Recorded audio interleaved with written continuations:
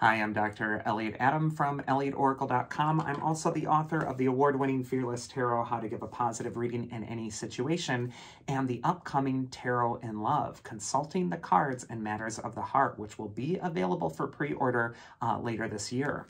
It's time for this week's Oracle Reveal. So earlier today on Instagram, I placed up a photo of 3 different animals, and I asked you to use your intuition and just ask yourself which animal's calling to you, because that animal has your message.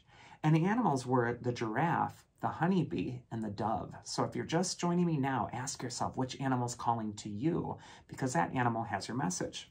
For those of you who picked the graceful giraffe, the card says growth, foresight, and vision. And giraffe extends its neck far above the canopy of trees and is able to see everything in its context. So if you're attracted to giraffe this next week, this might be a time as well to apply the perspective of your higher self to whatever you're dealing with. And also to remain above it all. It might be time to not get too much in the mud. Your power is going to come from being dignified at this time. First card for giraffe is where it's best to place your focus this next week. And we got the Ace of Swords.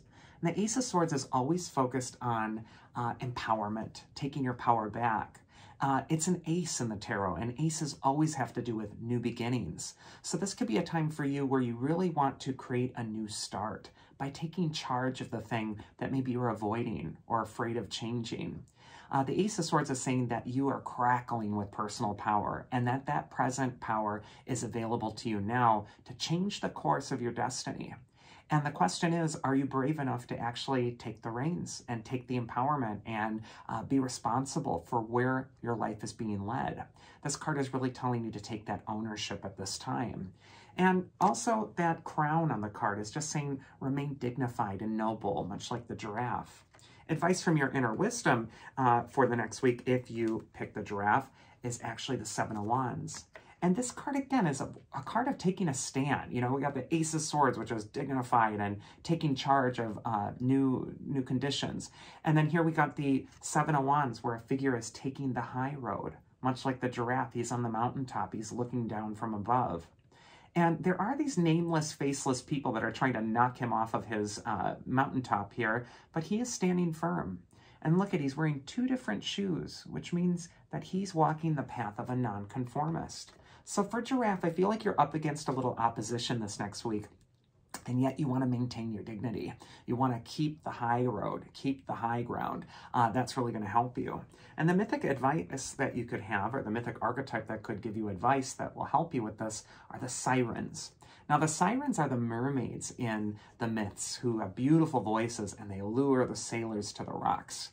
And what they mean metaphorically or symbolically are there are those things in our lives that are like a mermaid's voice that lure us off course and distract us and threaten to sabotage us. And yet you're needing to stay firm and strong with what you're trying to accomplish. You're also needing to maintain your personal power and maybe not give in to that thing that's distracting you. Sometimes the mermaids are different for different people. Sometimes it's procrastination or avoidance or even a fear. Or even it's just indulging in something too much that's really getting you off course right now. This is your week to take control back and to remain dignified. The second animal is the humble honeybee, and this card says work ethic, camaraderie, and drive. And the bee gets busy and makes the honey. The honeybee is here to say that your energy, your drive is going to ensure the sweetest results for you. So if you put in the work, in the effort, you are going to enjoy the result. Also, the honeybee is matriarchal. It's very female-based. You know, there's a queen bee in the center, and even the drones are usually female. So this could be a time as well where you're really attracted to goddess energy or feminine power, or maybe even the women in your life that you're needing to work with. First card for honeybee is where it's best to place your focus, and we got the 5 of Wands. And the 5 of Wands is sometimes a card of competition, struggle.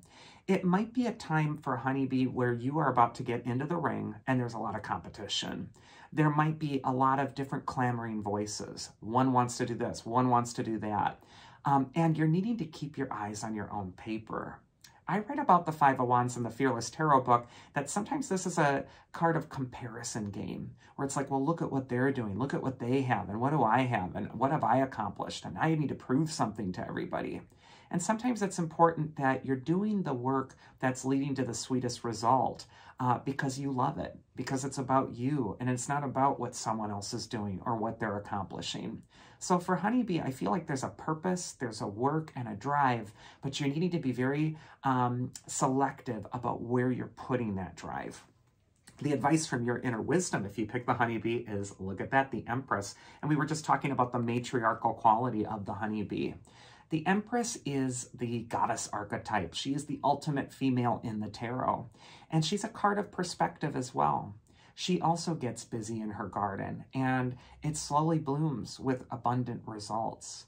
And I just feel as well, she's wearing that 12-starred crown, which means that she has a higher perspective at this time.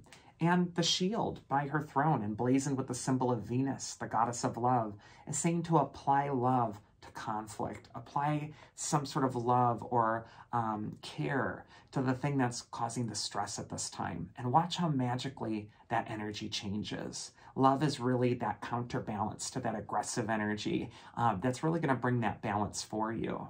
And so I think the drive is important, but I also think with the Empress card, there needs to be patience and a broader mind. And also, again, this female archetype energy is kind of around you. So maybe there are some spirit guides or angels or helpers or whatever you want to call them that are going to be guiding your path, or female ancestors too.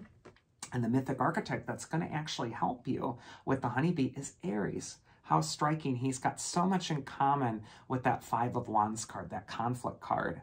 And here we have the Venus aspect, the Aphrodite aspect of the Empress to counterbalance that. I think both qualities are needed.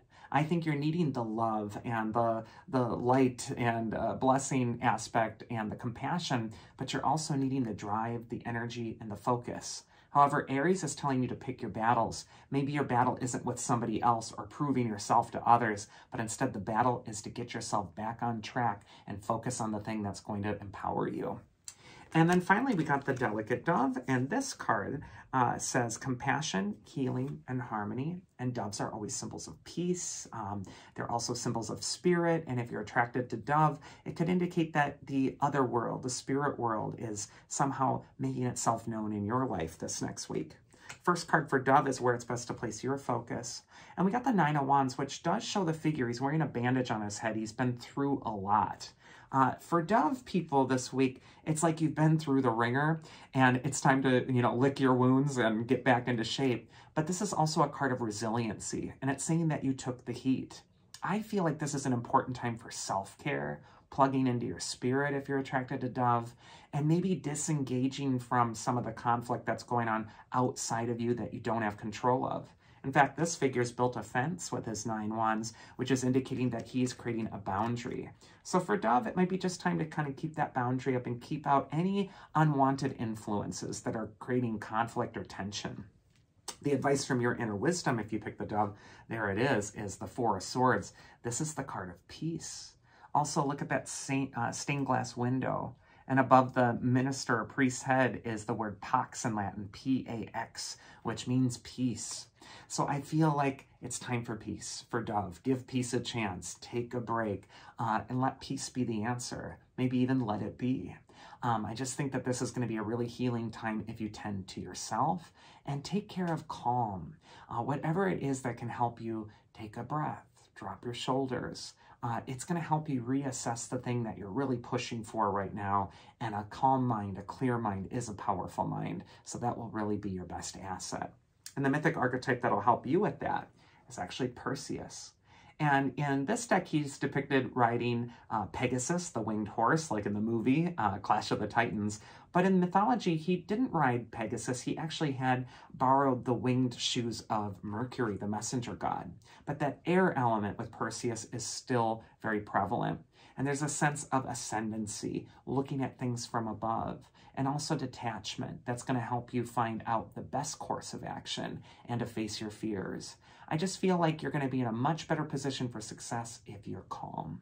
And that is this week's Oracle. I do hope you enjoyed it. If you did, you can always check me out at elliotoracle.com and schedule a reading with me there. Otherwise, I will see you all again next week, so do take care.